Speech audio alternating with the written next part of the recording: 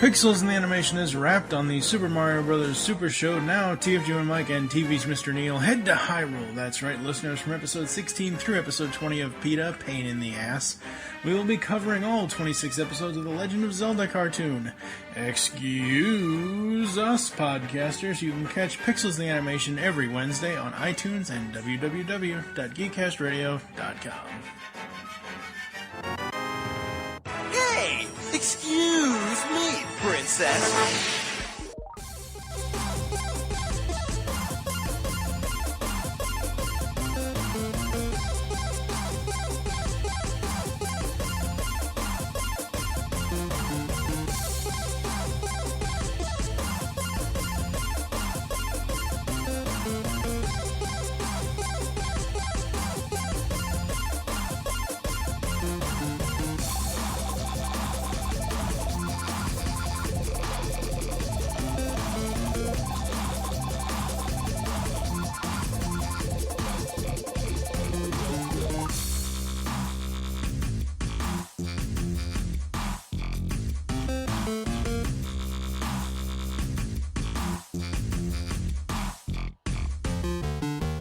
I'm good. You sure? Yes. I'm so glad I recorded all of this. You did? Yes. Yes. This is going to be I'm better than the really Wild Wild happy West. that I'm feeling queasy right now. That totally helped. Hey, Good. don't watch the toxic scene from RoboCop. Holy Best crap. scene in the movie.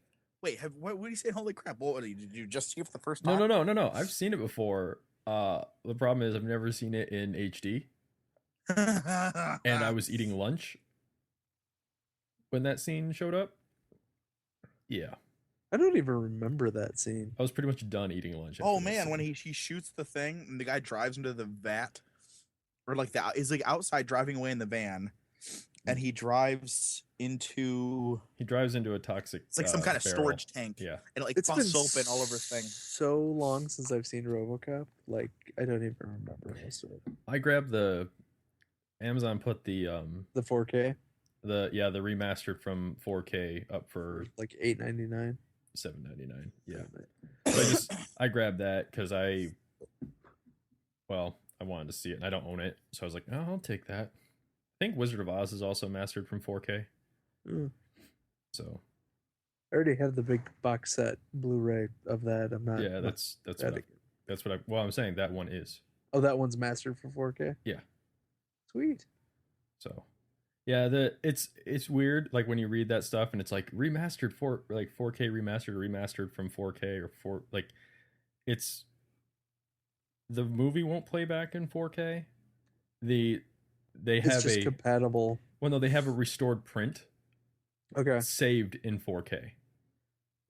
And they use that print to condense it down to the 1080p. Instead of like instead of scanning the film stock at 1080p, they scanned it at 4K and then compress it. And I know this is totally not a, M-wire, but I was curious when I read the article about Paramount stopping film prints, what you thought about that, Mike.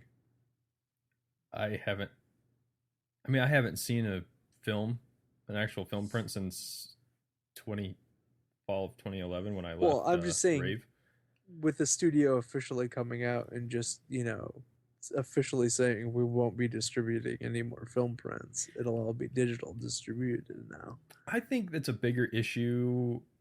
What would concern me more is if they said we won't shoot on film anymore. Okay. I think that would be a bigger. But I don't think Paramount they can't do that because you can't control the medium that your filmmakers are. Well, they could. Well, I guess if they're, I don't know. As a studio, they could As a certainly studio, do that. anything that they physically have their hands on is that the only thing they wouldn't have it on is stuff that they actually, purchase to distribute. Right. Exactly. But if it's like the next Mission Impossible, Yeah. they could say this needs to be shot, on red 4K cameras Yeah. instead of film. That to me would surprise me. Although to be fair, the only movie that I've seen digitally that looked like film was the Crystal Skulls. They left, for some reason, they left the film motion in there, Okay.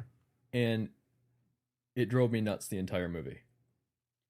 That was the only thing that drove you nuts Well, about visually, I mean, yeah, there's tons of other things, but I'm just saying, like, if it's gonna be a digital release, make it look like a digital release. Don't make it look like film Yeah. on a digital release. And that's the only movie that I've seen that's done that, and it looked.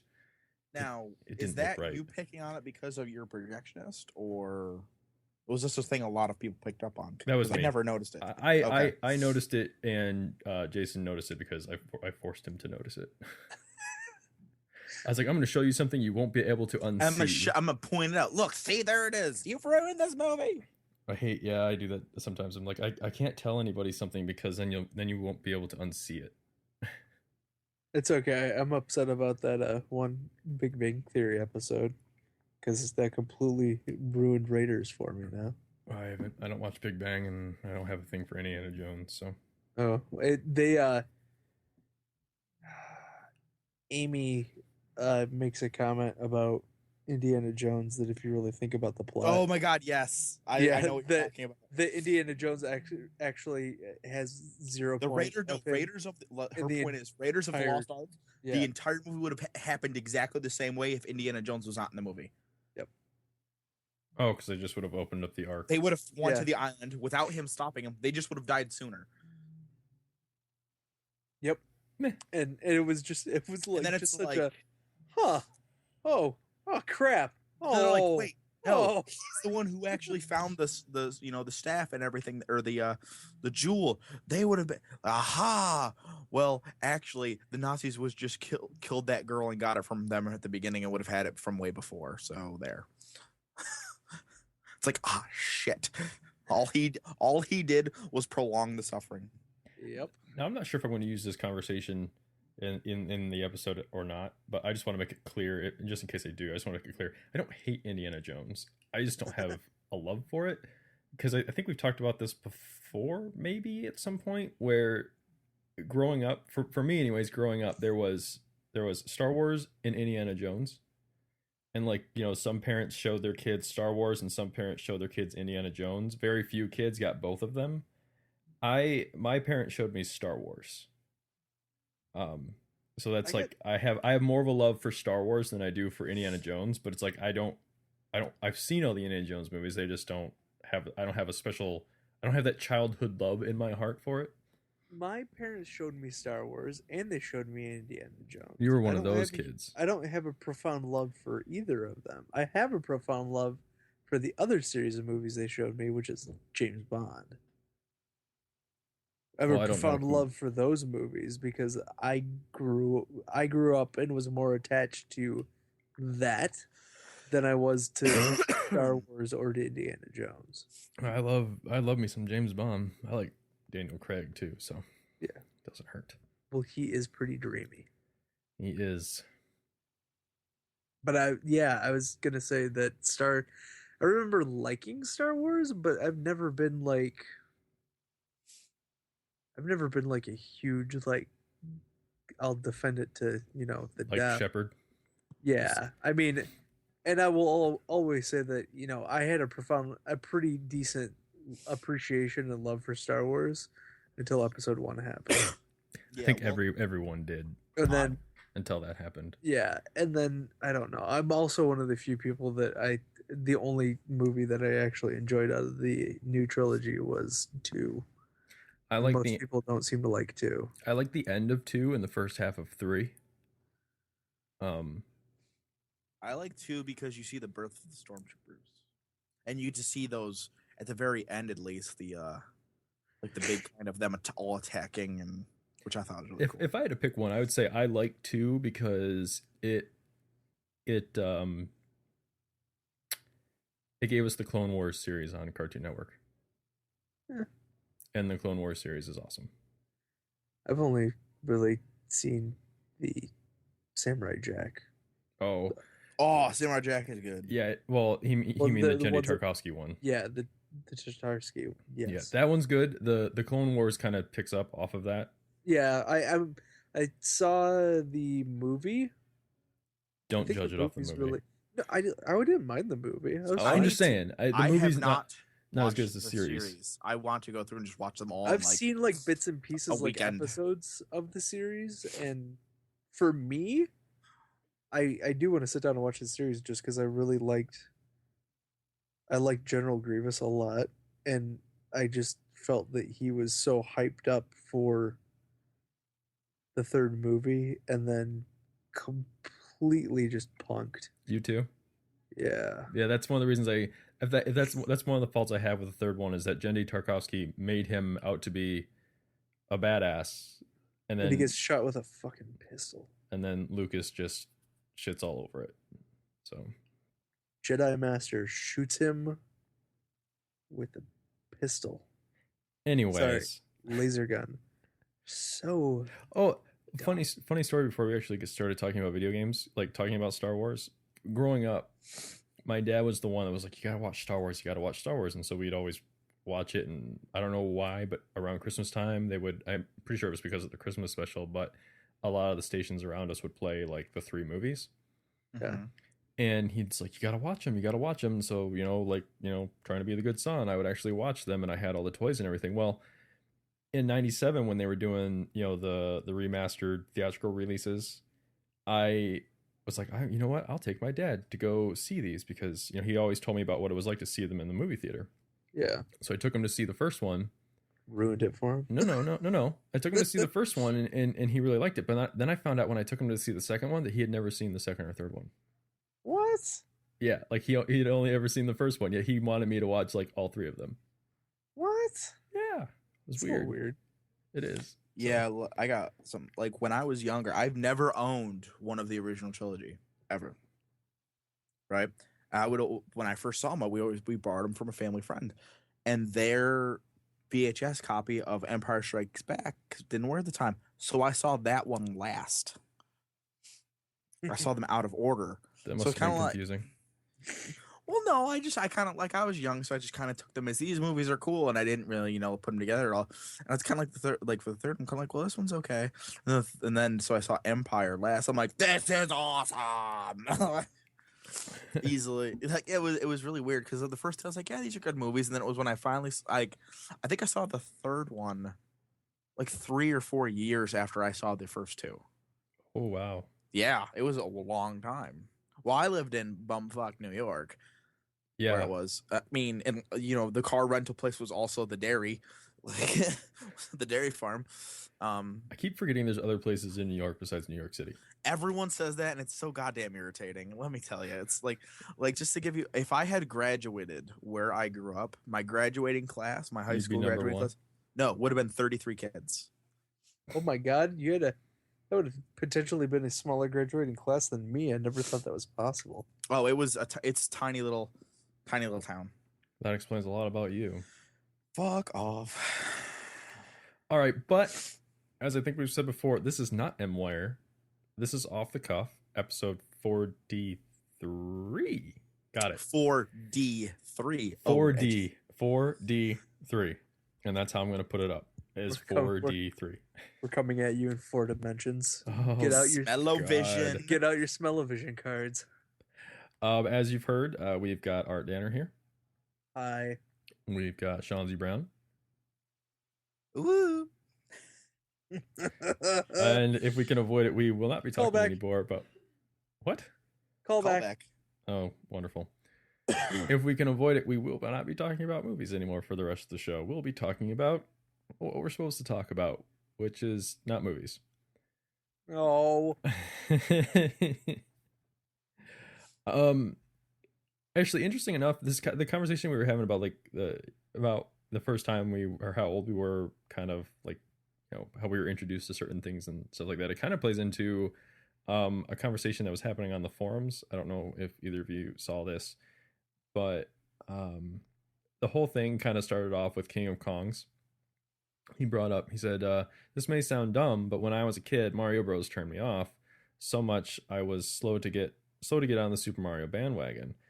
Obviously that changed, but it took some time. I honestly don't remember why I didn't like Super Mario Bros games at this point. because of the movie. It's fine. I understand. Well, the question that I asked, because Epicurious followed up with him too, and he said, I never even heard of the original Mario game until the early 2000s. It was never on my radar. And I asked them both. I asked them, if they minded me asking how old they are. And neither one of them answered me. Then you were automatically damn. depressed afterward. I mean, King of Kong's got back because I said that's interesting. So if you don't mind, if you didn't play Mario growing up, what did you play? Where does your game language start from? And King of Kong said, I did play it eventually. Just took me a year or two.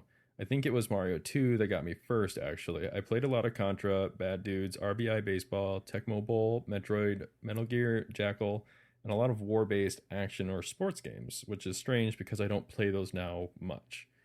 Well, and I think we've talked about that before, how our gaming habits have kind of evolved, and a lot of the stuff that, like I made the comment before, a lot of the stuff I played when I was younger, like RPGs, just don't have time for those, and those don't fit into the gaming I do today. I game on stuff that I can, consume in small chunks, like action adventure games and FPSs and stuff that's, a little easier to take in bite-sized portions than an RPG is. Well, right, but it sounds to me like King of Kong's actually had an NES, judging by the games he said he grew up playing. Yeah. But unfortunately, Epicurious didn't get back with me about what he played or how old he is. His first game was Halo. That was probably a lot of people's first games, which would explain a lot of the population on Xbox Live. On his third birthday. Oh my god, it depresses me to know that came out my first year of college was Halo. But I just kind of, I don't know why, I just assumed that most of the people that listen to us were around our age. And sometimes I forget that Shanzi's not our age. Like what game what was the first video game you ever actually played, Shanzi? Like, it wasn't like Halo, was it? No, God, no. The first game, I mean, that you actually really remember playing. Okay, that I remember. Because I was gonna say, when I was a kid, I had an Atari something or other. I don't know. So I've played Pong before. I don't know if that was my first thing, but the game I can remember playing the most and the most frequently sticks in my mind is the Super Mario Brothers and Duck Hunt? Or was it, yep. Yeah, that double thing. That was the first game. Okay, so I remember owning. Okay, so your stuff comes from Nintendo generation, pretty much. Yeah, so your language is basically the same as ours. It's just interesting because I often think about. I kind of wish Joe was here for this because I wasn't planning to have this conversation. I just was trying to think of something to talk about, and this is what we're probably going to be talking about. But we've talked before about giving someone a game now and just letting them go to see if they could actually figure it out. And we talked about the language of gaming, and I don't think the dialect for gaming gets much simpler than Mario, which is basically moving left and right across the screen and jumping off of platforms and jumping off of guys with 2 buttons, and then every game is kind of a like language. It's built off of that. So it's interesting to me when there are people that they didn't start there, to actually know where they started from, because I remember when I was in 2004 when I was babysitting this 8-year-old kid who didn't have video games in the house. I actually brought video games over, and I may have told the story before, but we had rented. I brought my GameCube over one day, thinking it's the GameCube, everyone can play this, and I rented Double Dash to play, and that didn't happen. Because one, I didn't have the patience to try and figure out the game mechanics, because it wasn't just Mario Kart anymore. There was all this, switching the driver around, and you had a teammate on the cart with you, and it was just I didn't really care for it. But it's interesting because that language has kind of informed stuff, and it came back up when we were playing. I mean, I had the experience, and I'm pretty sure Danner did, when we were playing Dust and Elysian Tale. Yeah. And that game relies so heavily on what you know about platforming and and Metroidvania games. Danner, I heard that. to get you through it. So I was just, but it's interesting to know that there are people that they didn't start there. So I was just, if it was ever I mean, I know Nintendo has launched almost every system with a Mario game to kind of teach you the buttons in the systems. Like, you know, the Super NES had Super Mario World, and to teach you all like the buttons on that controller, and the N64 had Mario 64 to actually teach you how to navigate in 3D space, which I don't really think there's a game that has quite done the 3D space navigation quite as well as Mario. I think everything is just kind of spun off of that. Yeah. But that one to me, in my opinion, that one was just right. Whether you like the game or not, I feel like they got the navigation of the environment down and they made it intuitive. Could I play it now? I don't know. Probably because I couldn't stand to look at it on my TV. Could you play it on an old TV though? Probably. I could. I've often toyed with That's the my idea problem with older games. Like if I ever got a hold of them, and I know I could get stuff to plug it into my TV, but I would have to get an old TV, which nowadays is getting harder and harder to do. Find a functional tube TV. I have one in my basement just for that. I don't know. As soon as I got an LCD TV, I tossed the one that I had that was like held together with duct tape. Got tossed. I got a Sony Trinitron sitting in the basement. Just Me for that too. reason. I have the first TV I ever bought for myself was a 32-inch Trinitron, and that's at my parents' house. I think it's a 27-inch Trinitron. I just can't. Those games need those scan lines. Yeah. Or otherwise, they just look like garbage. Which is which really bums me out because you'd think that they could add those like I've heard people often criticize the Wii Virtual Console for not having some kind of mode where the scan lines can actually be put back into the game as the signal gets passed to the TV, which I think would be interesting. Or if TV manufacturers actually put like a standard definition mode in the TV. Yeah, but I mean, that's like if you went like car companies should put the ability to have a hand crank on the front, just for old time's sake. I think at some point they have to, no. I don't think at some point they have to stop thinking about those. Those games were great and stuff, but if I went back and played all the games that I played as a children, even if I played them old TVs, I'd be like, "What a pile of shit this is!" It would tarnish my view of them. I think that happens with TVs as they are right now, because they don't have those. They don't have those games were designed with scan lines in place. Like the art for them was designed when they could hide stuff in the scan lines, and these new TVs, they show you everything. I remember because Super Mario RPG looks amazing on a tube TV, and it looks like ass on a high definition television because it has those what is that pre-rendered graphics.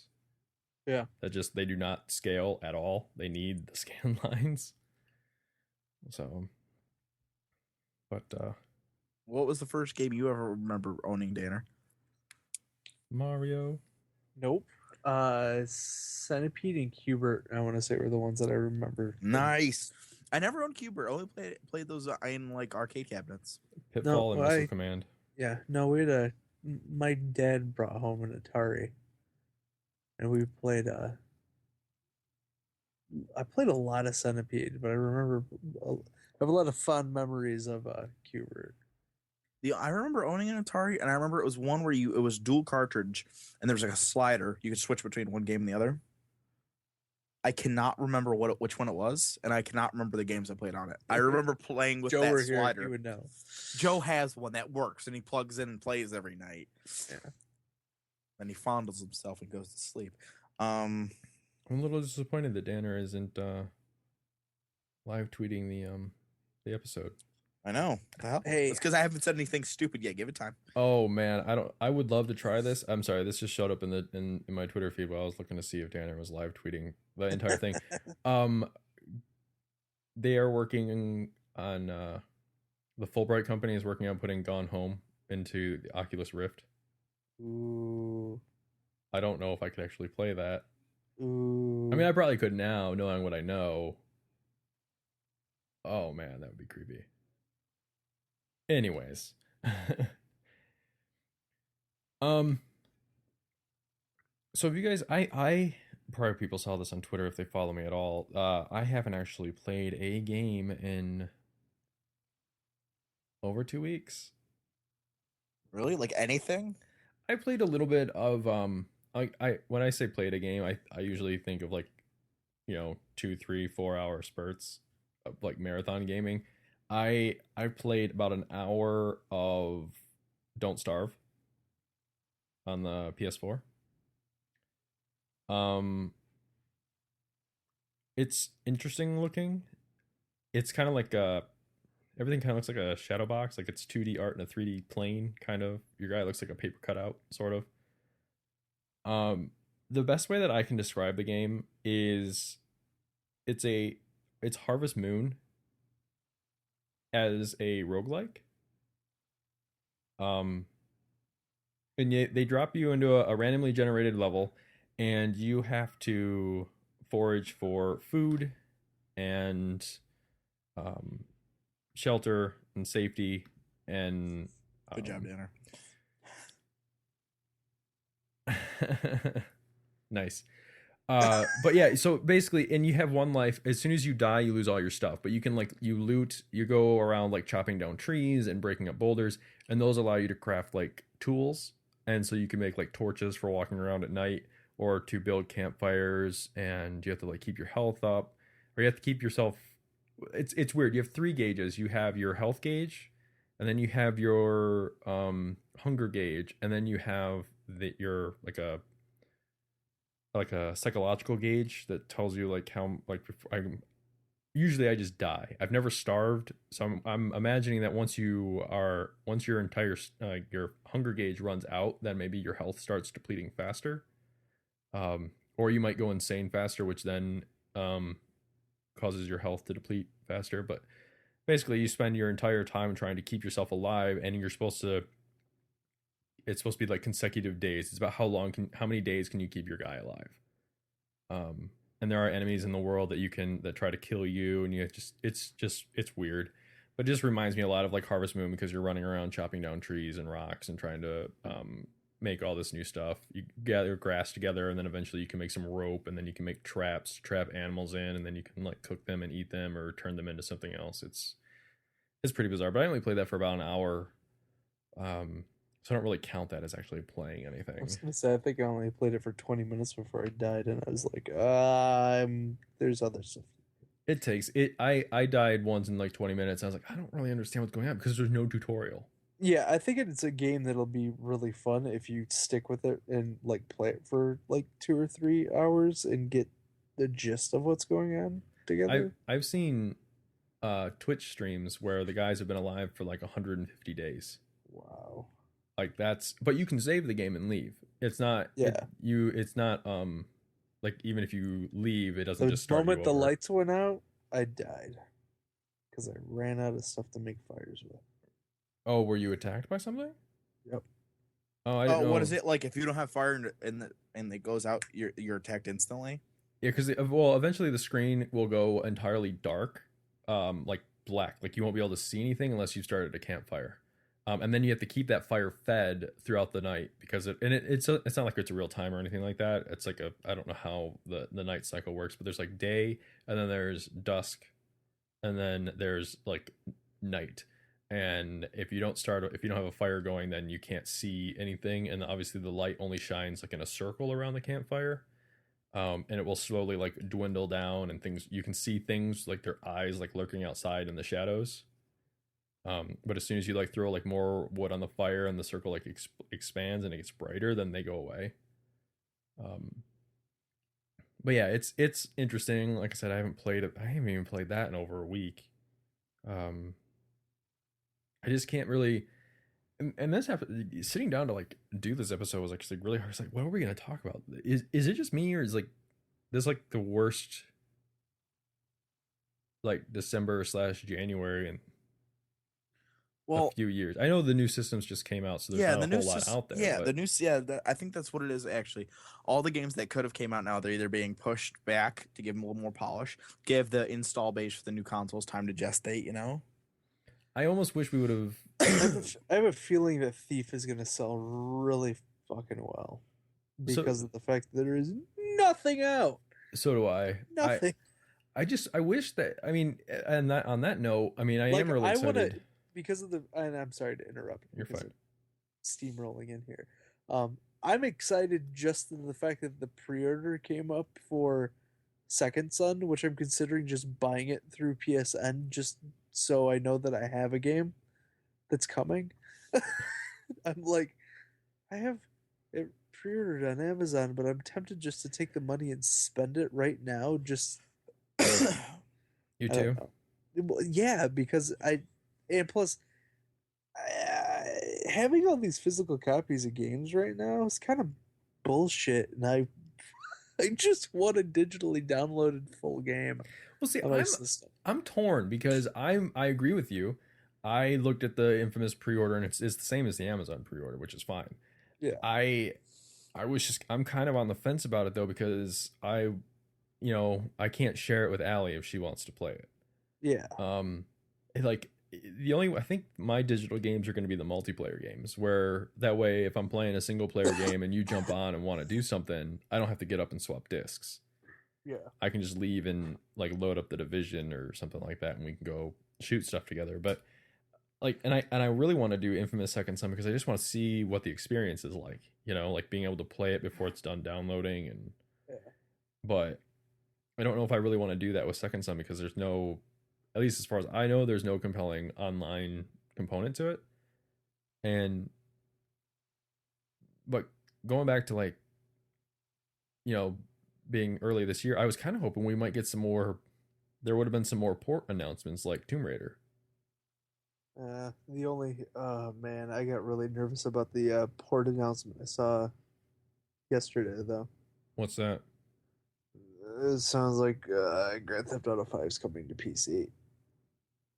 Oh yeah. Which means it's closer to it possibly getting released on the PS4. I'm gonna have to go look. I didn't see that. Yeah, there was an article that came out. Maybe it was today. I don't know. All the days run together. But I saw an article about that it's getting close. I mean, That I don't know. By the end of 2014, we could possibly see a PC release. I would like to see what that game looks like on PC / next gen console, but I don't know if I'm willing to like buy it again. I'd buy it. Are you yawning, old man? He's yawning. He's old. Oh, now I'm gonna yawn you, ma. Guys, come on. Really? I only yawn because that old asshole yawned. I didn't even do anything. I didn't even respond. I just let it go. So. Speaking of games to play, are you gonna play Two Brothers before we do our game of the year? If I'm gonna play it, I gotta play it before Monday. It's free on PlayStation Plus and only takes like 3 hours. I know.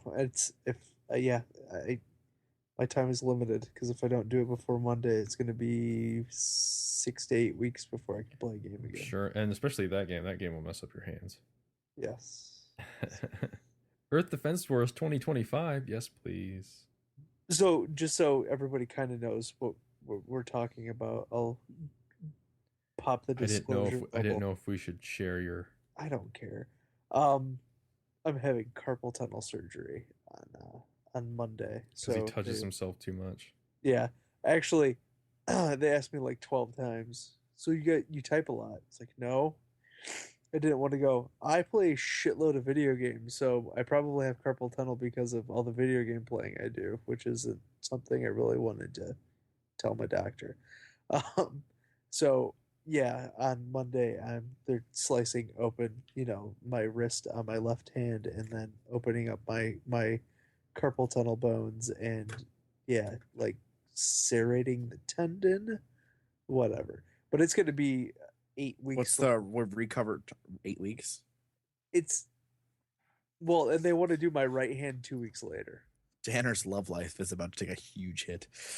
No kidding. So then probably 2 weeks before I get the stitches and the wrist splints off. Well, I don't know about the wrist splint.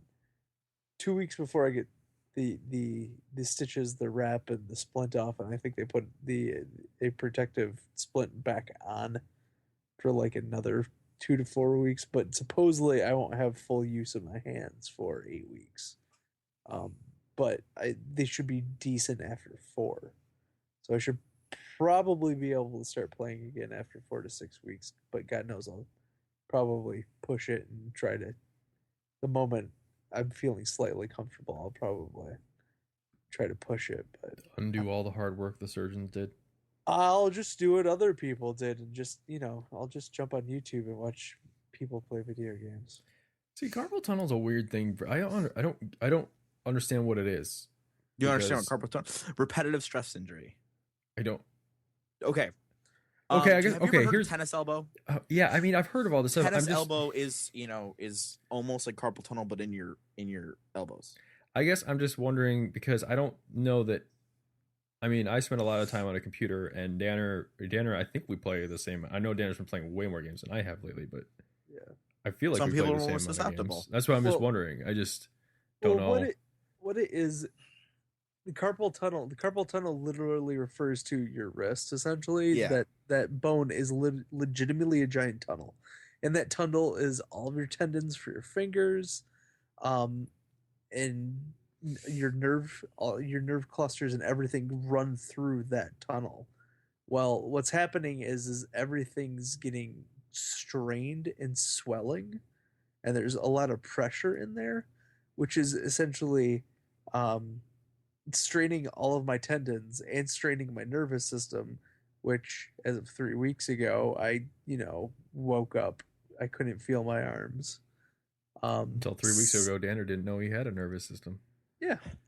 3 weeks ago, I didn't even know I had the ability to feel like a real boy. No, you still don't have a heart. Your nervous system is separate. That's connected to your brain, not your cardiovascular. No circulatory system, just a nervous system. Just a nervous system. Fucking skin job. They left out all the parts that would make me an actual human being.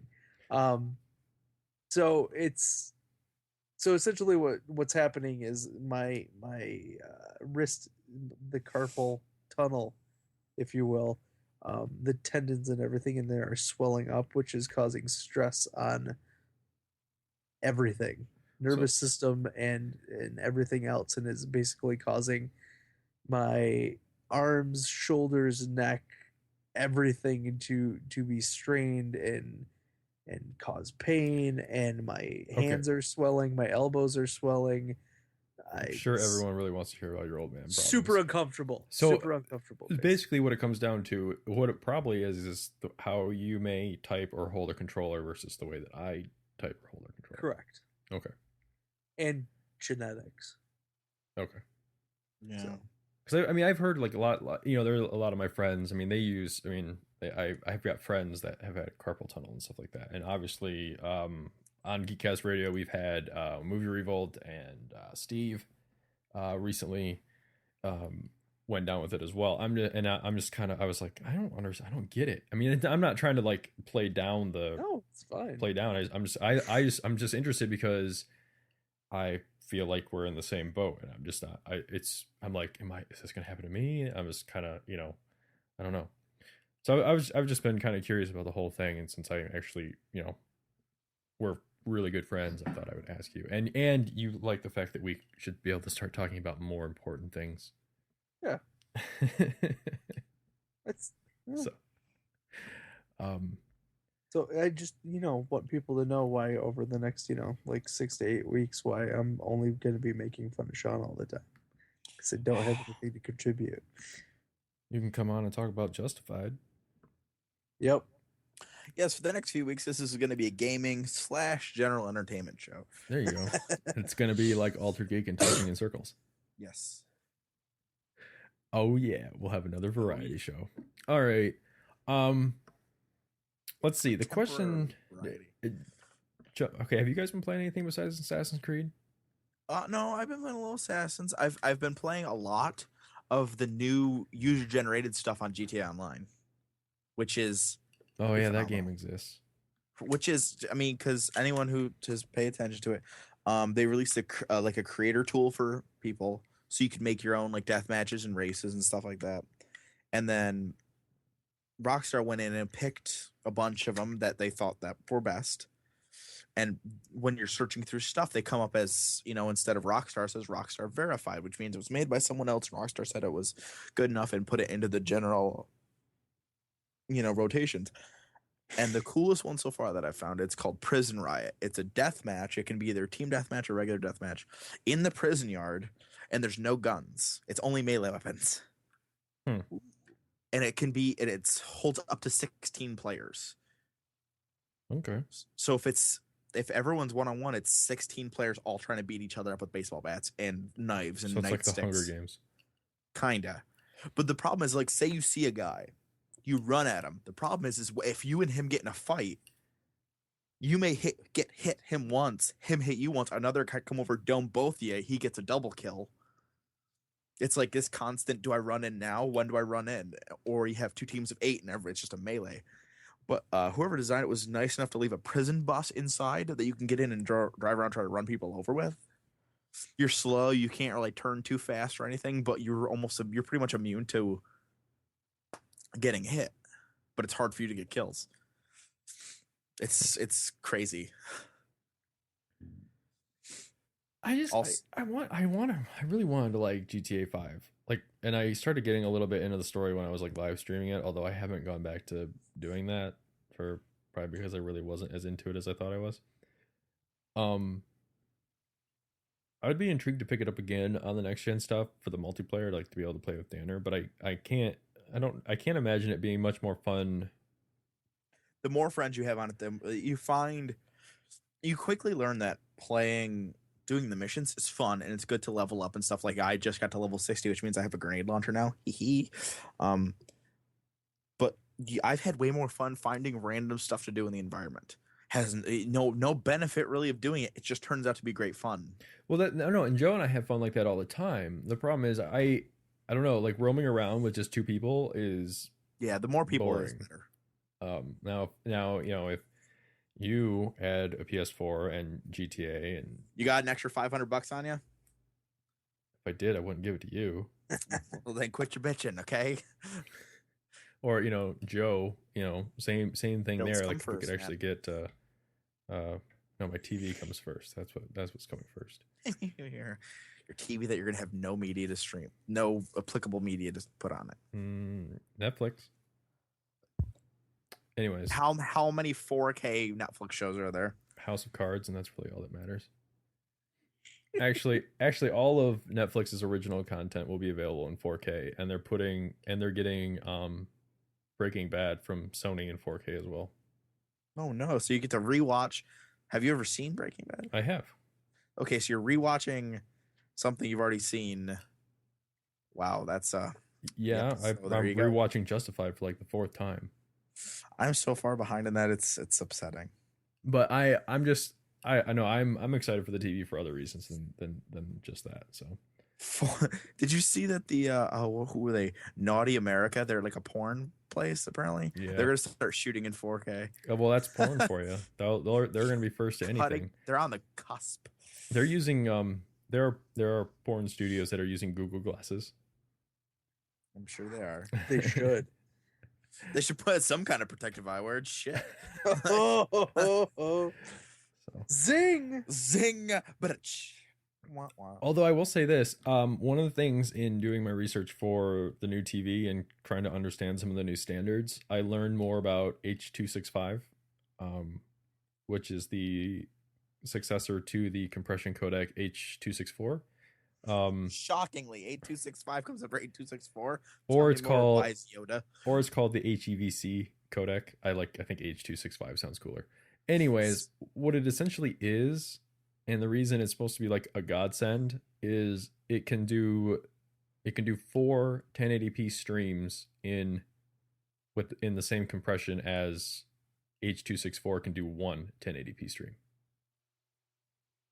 That is why it can deliver 4K really well, and that is also why they're going to start using, like, once that codec becomes more widely used, you'll actually be able to see game video in the way that it's actually, like, uncompressed, quote unquote uncompressed game video, once they can use that H.265, because it can do a 1080p stream, which actually I'm more interested in it because I think that will have ramifications for broadcast television. They use the H.264 codec right now for TV for some stuff. The problem is TV can't even do 1080p. I think the highest resolution broadcast you can get is 1080i, and only some channels use that. I know like sports channels like ABC, Fox, and ESPN, they do 720. So I'm wondering if, broadcast television will finally catch up to, where streaming media was like 5 years ago, and actually start producing 1080p content, which will make a lot of people happy. Anyways, sorry. I've been reading about this stuff for that's probably what I've been doing the last 2 weeks instead of playing games. It's just crawling forums, reading about all this new stuff that's coming. So it's just... That's really exciting. I know you don't care, but that's because you have kids. I do care. I just don't care for technical jargon.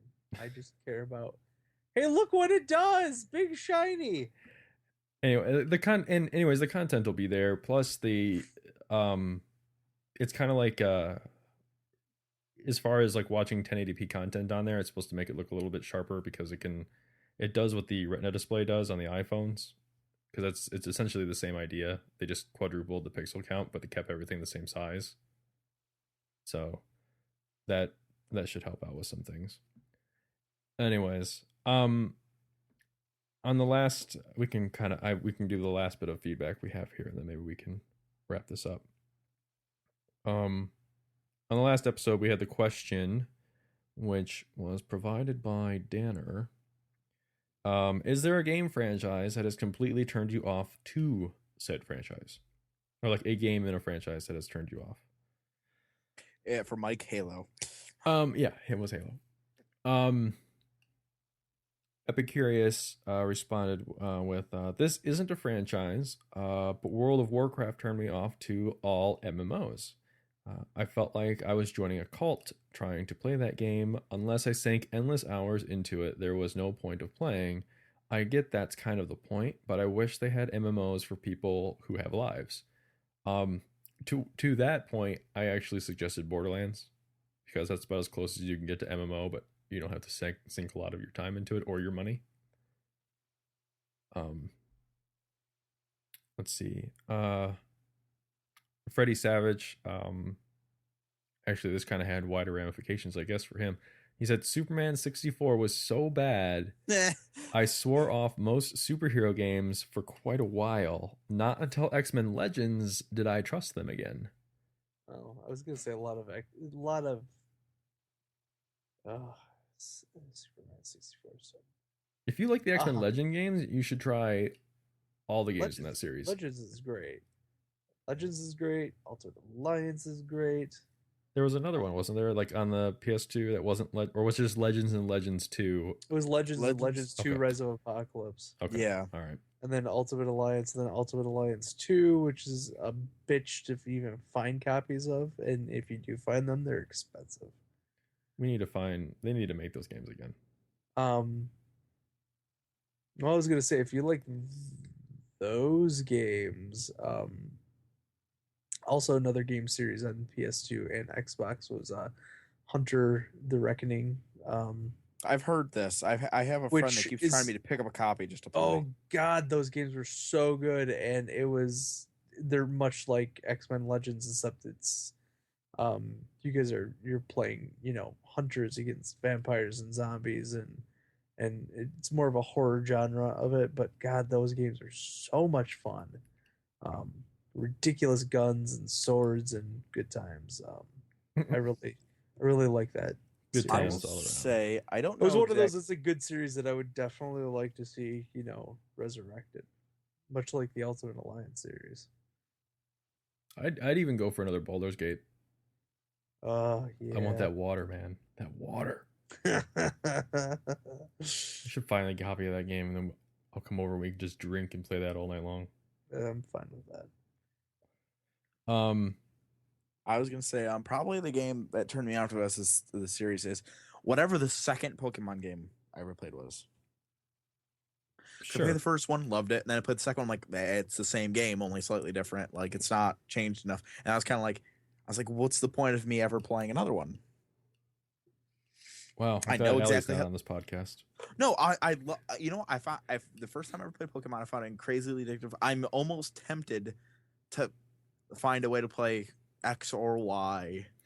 Allie actually just she has X, and she's played it, she's beat it, she's got her little Pokemon checklist, and I bought her. She was talking about starting it over again, from the beginning and playing it again. I said, why don't I just go buy you Y? Because obviously both games have slightly different Pokemon in them, and she wants to be able to get them all. That's the only difference between when they come out with multiple versions, right? Yes, they. That usually always it's seems like a big. That just seems like a kick in the nuts to me. Well, what it is, I guess, yes, if you're playing by yourself, but the idea behind it is that you get one copy and your friend gets the other, and then you And trade there's- Pokemon. Yeah, It's the I get that. it's the digital. It's basically just digital baseball cards, and that's fine. But when you are playing by yourself and you're antisocial, like that, you can't do that. So yeah, look, it defeats the purpose. However, I just bought her Y so she can start that over again, and she's actually, this is kind of sad. I told her, I said just wait until like we go out to Grand Rapids for something, and then you can borrow Joe's 3DS and you can swap Pokemon between your games. And today she was actually thinking about buying a 3DS just so she could do that, like swap them herself. I've morphed her. I've broken her. However, I told her to wait because it looks like Nintendo announced something that like a service that will allow you to like store your Pokemon and pull them out of the cloud. So I'm gonna look into that for her before I let her buy a 3DS. Because I don't even play mine, really. I just buy games. It's like the Vita. I just buy games for it and leave them sitting on it. Again, this is his way to get around. Yeah, that's what it is. To get around not opening packages. See, it's digital. It's already opened. The last comment we have regarding the franchises before we dive into them ourselves is from Brian Jackson. He says, I honestly forget which Call of Duty it was, one of the Modern Warfares, but it just got to so batshit crazy, I lost interest. Once Washington, D.C. was destroyed with little to no repercussions, and simply for effect, I realized I was just playing a Michael Bay movie. I thought it that's was what all of Modern- the Call of Duties were. Is that Modern Warfare 2 or 3? I have no idea. That's Where all you DC guys. gets destroyed. 2. Yeah, It's all you guys. I'm pretty sure it's 2. I don't know. I enjoyed this. I don't know. But aren't they all I like don't, Michael I don't tend to Bay-ish? take any of the Call of Duty Kinda. games too seriously because they're all Michael Bay-ish type action games. So let's go around here. Shanzi, I know you said Pokemon, so should we just ignore you? and Yes. move on? Okay. No, I mean, there's definitely others, but Is there fuck another you. is there another legitimate game? Besides Pokemon? Yes. Yeah, real game. To be honest, I mean, I tried maybe playing this out of order is what screwed it for me. I tried playing Uncharted 2 with you guys. And I don't know if it was just because jumping in the middle of that series or whatever it was, but I know they're great games. I've just never had the urge, even when I had my PS3, to ever play any of the others. That makes absolutely no sense at all. Yep, I agree. So wait, okay, you're saying Uncharted 2, which is arguably one of the best games on the PS3, Yeah. ruined that entire franchise for you. I don't know why, but I've ever since playing, I played a little bit of online with you, and I played a little bit of the story. Couldn't get into it. And I was like, it didn't ruin anything for me. It's just I lost interest in ever trying to play it. I think you're just Is an it- Xbox whore. I'm not an Xbox whore. I was Yes. super crazy into DC Universe Online. That was a PlayStation only. Well, on consoles, anyways. Yeah, exactly. Blow both of you That's simultaneously. unfortunate because Assassin, like I mean, You not would. Assassin, Uncharted 2 is excellent, and maybe I don't know, I wouldn't have recommended playing that without playing the first one because then you can actually see how much work was actually done to the game. Maybe that's one of the things that makes it so great is that you're like, whoa, this has improved so much. Off of the game that came before it, that was kind of like, I don't know how it can get better than this, and then it does. Danner, what's one of yours? A real one. Final Fantasy X. 10. Yeah. Fuck, stupid Blitzball. I don't. It's one of the few Final Fantasies where I've literally gotten to the final boss fight opened up versus Sin, and I just go, oh my god, what's the point? And I just started grinding to get my guys up so I could go do the final boss fight, and I just stopped. You said Lost grinding complete to get your interest. guy up. You're a piece of shit. So it's, I don't know, for some reason that game just completely killed the Final Fantasy series for me. Just every Final Fantasy release on the PS2 just completely killed it for me. Final Fantasy Barbie dress up, I mean X2. And I know this is probably going to chap the ass of a lot of people because of the fact that, somehow Final Fantasy X and X2 are popular enough to get an HD upgrade and re-release, which I believe it released within the past couple weeks, or is about to release. I don't know. Yeah, I think it's coming soon. The moment I heard oh, they're doing an HD upgrade and it'll be available on the PS3 and the Vita, and I was like, out of all the Final Fantasy games, are you serious? Why not Final Fantasy 9? Why not 7, which people have been clamoring for how long? And they're not going to do it, which is fine. It's fine. Because God knows I'd much rather have an HD upgrade of Final Fantasy 6. But whatever. We've already seen how that's going to look. Instead, we've seen Final Fantasy 6 get released on the iOS, and it has a game-breaking glitch in it, which makes it unbeatable, which is awesome.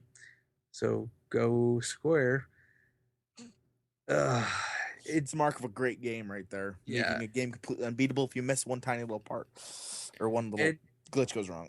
I want to say that Assassin's 3 was close, very, very close to getting me out of Assassins, and I'm glad I went against my base instincts because I was totally going to not get Assassins 4. How much of that was I need something to play on the PS4? I think a lot of it was I need something to play on the PS4, and I was like, it looks interesting enough for me to play, but I still don't know about it because Assassin's 3 was such a cluster of a game. Which the article that came out on Reddit about Assassin's 3 and why it was a cluster made a lot of sense. So I'm glad I got some info on that. Which was streamline it. Streamlined, it turned out that Assassins was one of the few games that was It was supposed to be a next gen title. It was built on a brand new engine, which was a next gen engine. Yeah, I heard but the this issue was they had every single team that wasn't working on a game was working on Assassin's 3 across the globe. So they had their main team that was working on the main storyline, but then they farmed out different pieces of the game to different people and different teams around the world. And the only way they communicated was through emails. So much was lost in that. And then there was entire portions of the game that just got cut because of the length. And that's why you get a lot of scenes where Connor's explaining things of what's happening when you were supposed to play all that stuff, but they cut it out because they put so much crap into the game. And I guess all the homestead stuff was literally stuff that was actually ideas that were come up with and actually implemented in the last 2 months of development. So they weren't even fully fleshed out. And that's why it just seems so clunky. And it's why the game doesn't flow very well, is because it was made by 14 different teams. Well, that's the way Ubisoft does a lot of stuff. But it's some stuff, but Assassin's 4 was being built by one team. Far Cry 3 was being built by one team. And there was another game also in there that there was 3 separate teams working on 3 separate games for Ubisoft, and everybody else was working on Assassin's 3 at the time. And it just blows my mind that the guy wouldn't admit who he was, but he was a guy who worked on the game. And the moment he even mentioned the fact that, they at this point in time they decided to make Assassins a yearly release, he just groaned after that, because I think developers dread the yearly release of a game, of franchising a game out. Um, I'm wondering because I heard most of what you've said before. I've heard it before. Yeah. I brought up in defense of AC3 because it was supposed to be. The article that I had read was that it was supposed to be a next gen title, and there wasn't a next gen console that year. Yeah, because everything was the engine that they built was specifically for next gen, and it just Right. So I'm wondering if it ended up being kind of we talked about this too in the past, which was Secret of Mana. Um, Originally it was supposed to be on the disc drive add-on for the Super Nintendo. yeah. So it had all this lavish stuff in it, and when the disc drive stuff never came about, to get it to fit on a cartridge at a reasonable price, they had to cut half the game out. Well, I'm almost Um, interested now. I'd be really intrigued to see a director's cut of AC3, I would like like a fully flush, because I think that's to me is it felt very clunky. It didn't flow well, and I would a lot of the stuff that they talked about, but you didn't actually play. It was like, man, it would have been kind of cool to see that. what I And think I really my hat's off to the guy that came up with the hunting stuff. yeah, the hunting stuff was cool because they kind of neutered that in 4. The hunting stuff wasn't really as it was there, but there wasn't as big of an emphasis on it as there Was it? was. It seems like it might be. I know this is probably it's not exactly the same thing, but it's kind of like that where the hunting was like the big thing for Assassin's Creed 3 and the sailing was not a thing. They kind of Yeah, like flip. Obviously, they're two totally different mechanics, but they kind of flip flop them. they did, and I mean, I can't well, chase it's bunnies around. the one thing that I noticed right away was the fact that I can go around shooting animals with guns in 4, and it doesn't ding me on the quality of the skinning, which was something Oh it yeah, did in yeah. 3. That's right. I forgot about that in Um, 3. You had to shoot things. Well, no, you yeah. could. I know You you Like, could. say could. something was getting. Say never, there was a could- rare animal and you could could shoot in it. 3, but if you shot it, you would get a like diminished quality of. It would give you Yeah. a ruined pellet. I knew of that. I food just itself. I'm Where more in saying I 4, just never did that. you can shoot them, you can blow them up, you can hit them with darts, you can Whatever you want. whatever the hell. You're still gonna get the same quality pelt. I would like to see, and it'll never happen. I mean, it actually because it was so ill received, it would probably never happen. I as well would like to see a next gen, an AC3 director's cut on like the PS4, I just to see what it could do. definitely be intrigued by that. So Just because I mean I mean, I had fun it with it. I felt like like the base concept was there. It just the substance wasn't right. I liked the one thing that I really liked about the game, and it kind of came out when I, just kind of started making the game my own, was I just liked the brutality behind Connor. He wasn't as finesse as like Ezio. He was just more blunt. He was more like a hammer than a scalpel.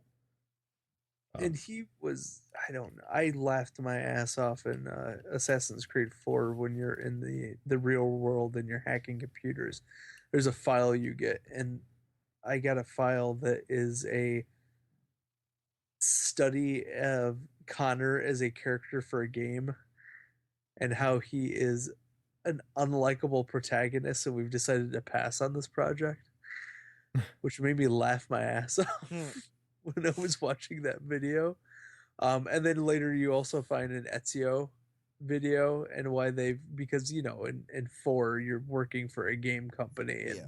they're going through all the previous assassins that you've already played as in the other games and talking about why they haven't gone with them for the main protagonists in the games. And they're talking about how Ezio doesn't he is too emotional and he has an inability to stick to the code that he set out to live in life. And they even mentioned, because they even end up talking about mentioning him in the old man in the movie version of him. They show scenes of that when they're talking about him, The fact that he even, even as an old man, he's still trying to get in women's pants. And it was just, I don't Yeah, know, buddy. the whole thing made me just giggle about why they wouldn't be good protagonists for their next game that they were producing. Plus, pirates. Um, Everyone. I think they even say at the beginning that everyone were pirates, don't they? Yeah, pretty Something much. like that. there are a couple of game franchises where they were like game ending, like sequels or whatever. I think the hot button one is the Borderlands 2 DLC. I honestly I don't know if I'll be picking up Borderlands 3. Like I'm sure I'll be like talked into it or I'll break down and end up buying it anyways, but like at this time that depends more on Destiny than anything. yeah, If but we're like still playing Destiny at that point. But like we said, I mean, I don't think Destiny's gonna be anything like Borderlands. Obviously, I expect Destiny to be curated the way Borderlands 2 was. So I don't think it will annoy me as much when it is. But man, No, but I mean that'll fill our co-op shooter. Yeah, niche, and then there's gonna be Evolve and all those other games and Division and stuff like that. Yeah, but the Borderlands 2 DLC has soured that franchise. And going back to what we talked about before we started recording, or before we said that we were actually a gaming podcast and not a movie podcast, when I was watching RoboCop, they have the Cobra explosive sniper rifle in that movie, and of course that is a gun in the first Borderlands, and I just realized how much I actually miss Borderlands, and how fun that game actually was. Another one is Xenosaga. That game, I had a bad feeling going into that game anyways, because it's the pseudo sequel to Xenogears, which is one of my favorite games of all time. And I knew it wasn't going to be the same game, but it was not what I wanted at all. So I never played episode 2 or 3 of Xenosaga, because I was just not happening. You had something good and you weren't able to take it because Square spoiled it. Well, what happened was, it wasn't really the studio's fault. What happened is that there was a dream team, kind of like the guys that made Chrono Trigger. Another dream team got together and they made Xenogears for Squaresoft. And when you beat the game, it says The End, Episode 5. And you're like, what is going on? And because nowhere else in the game do they ever say anything about episodes, like, at all. It's just called Xenogears, and you start and you go. And so, you read about, I read in, magazines and stuff like that, because the internet wasn't really that big of a thing back then. And they were talking about how the developer had all these plans to tell this grand story, and they were going to do like episode 1 and all this stuff. And Xenogears came out about that time when Squaresoft finally said, we're not going to do any more games unless they say Final Fantasy in the title. So they weren't able to make a follow-up to Xenogears. So those guys actually left Square. They left Squaresoft and formed a company called Monolith Soft, or Software. And although Square owned the rights to Xenosaga, which means I think they owned the combat engine and the characters and all that other stuff that goes along with the game, they were still going to try and follow through with their original plan, but not use the same characters or the same combat engine or anything like that. Unfortunately, that's the stuff that I liked about their previous game. So on one hand, I'm kind of like, if you couldn't do it right, why even try at all? And on the other hand, that's also when I started hating Squaresoft again. Because that's when they, threw in the towel and they weren't going to make any more Vagrant Stories or try to make a sequel to Chrono Trigger that wasn't Chrono Cross. They were just, they started slapping Final Fantasy on the front of everything. Like, for example, Final Fantasy Crystal Chronicles. Have you ever played that, Danner? No. It was a GameCube Final Fantasy. I know of it, but it should have been Secret of Mana. It should have been a Mana game. And that was the most disappointing thing about playing that, because the only way I played that game is I actually got the 4 Game Boy Advances, and played it that way, and it was a lot of fun. But I was just like, it should have been a Mana game, but it wasn't. So, After that, I honestly have to say, hmm, I think Mario Sunshine killed Mario for me. What? Hmm. I like that game. I didn't care for it because it got, for me, the whole water jetpack thing. That just, to me, that wasn't Mario. And I haven't gone back to a Mario game since that. Like I've played a little bit of Galaxy, didn't really care for it. I played um what is it, the new Super Mario Bros. U. I played that. I actually had some fun with that, but it wasn't as charming as I was hoping it would be. But yeah, I like Mario Sunshine kind of threw me out of the Mario games, especially as a follow up to Mario 64. Yeah. I just didn't. I don't know. I really liked it, but I also never owned an N64 at that point in time. I mean, I'm so- not saying it's bad. I'm just saying it didn't do. It wasn't, to me. It wasn't the Mario that I knew, because like the Mario I knew never had a, a jetpack squirting whatever water. So okay, Shanzi, do you want to try for another game? I don't know. You probably just yell at me. You probably will, but I was just wondering if you want to try and redeem yourself. Screw you. Say Halo. Say what, Halo? No, I'm not gonna say Halo. I'm trying to think which Spider-Man game it was. 3, maybe. No, that's the I movie. actually liked. No, I liked. No, I'm talking about the games. I liked the swing mechanics and stuff. The first and second one, but the third one they third threw in one the it blank. just third one it seems super glitchy. It did. It was like they tried to put too much. Like they tried to have It too many seemed as mechanics in the rushed game and to as interact with each terrible other. as the movie was. Now, okay, Minus the jazz scene. that's the last game in that series, so that couldn't really have turned you off to all Spider-Man games since then. Yeah, I'm Oh, kind okay. of. I have not played a Spider-Man game since then, Yeah, I with the was gonna exception say- of like going back and playing Ultimate Alliance that has Spider-Man in it. yeah, I But was I've gonna not say, played. I haven't played Shattered Dimensions. I haven't played Web of Shadows. I haven't played any of them. and I, That I'm game, there I with Sean. loved the first one and the second one. I thought I the like swing the mechanic old was ones. cool and I still like the ones on PlayStation were my favorites. Oh yeah, Those ones. oh were my god, the awesome. one where Stan Lee narrates. Yeah. Oh, that's the best one. That one's so good. good stuff. Those games used to be really good. Yeah, I haven't even touched. Yeah, Amazing Spider-Man. I have no desire to play Amazing Spider-Man 2 either. Oh, real quick, I know we didn't talk about it on the last episode because I completely forgot to talk about it, but I thought we could throw this on the end to go out on. Any thoughts on PlayStation Now? Which, for anyone that doesn't know, is the streaming PlayStation, PlayStation 2, PS3, and eventually PS4 titles to your tablet, smartphone, Vita, PlayStation 3, PS4, and Sony Bravia television. So eventually you'll be able to buy a television and you won't have to buy a game console to play the games.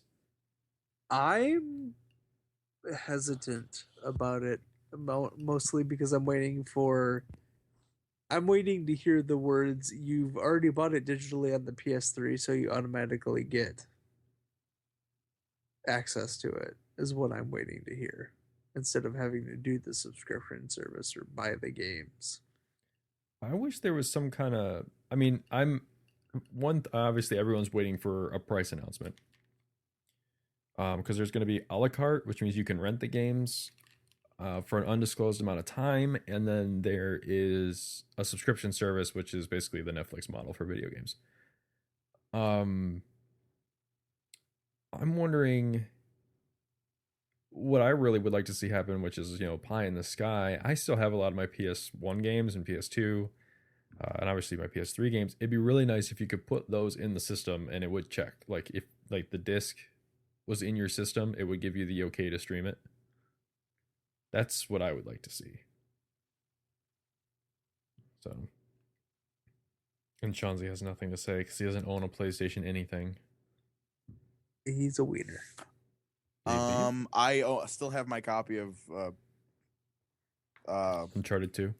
no of Like how he What the hell? says that with such disgust. No. no I only own good games.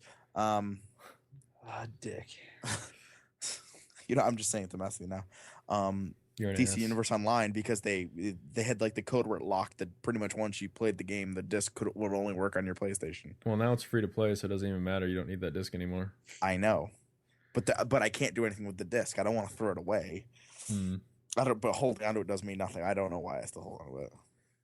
All right. Well, that goes into beta at the end of this month or February, and then it's supposed to go live in North America sometime this summer, which I think is going to be like September. So, on that note, if you guys have any opinions or questions for us regarding what we've talked about here today, I'm going to start some shit today. You can get in touch with us and comment on our parent site at Geekcast. What are you, the new Wow. Batman? Holy cow. Geekcastradio.com. Yes, get in the car. Okay, if you want to get in touch with us, you can comment on our parent site at geekcastradio.com or send emails to us at feedback@geekcast. I did it again. Yes. Feedback. Oh dear God. Okay, at feedback at geekcastradio.com. And as a reminder to everybody, we're probably in the next couple episodes we'll be doing our game of the year for 2013.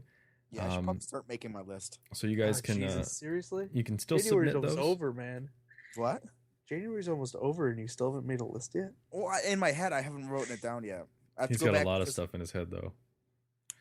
Danner's naked flesh. Okay. Anyways, Yeah. there's still time to submit your game of the year list. The rules are in the episode post on geekcastradio.com.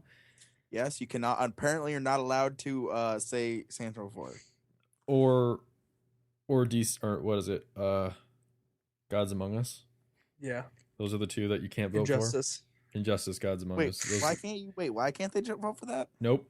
Anyways, Why? Tell me so why? anyways, I you shouldn't can have find had it.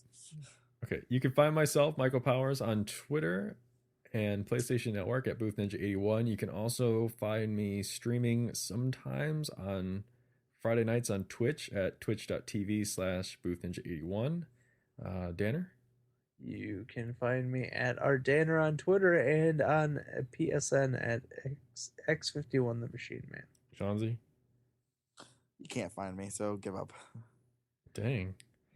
All right, you got a Nobody was looking for you anyways. I was gonna say I've made no friends. you got a comment No for me? friends.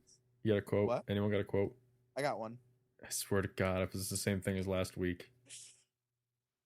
No, it was gonna be the same thing. That'll do it for Off the Cuff episode 43. Until next week, welcome to your doom.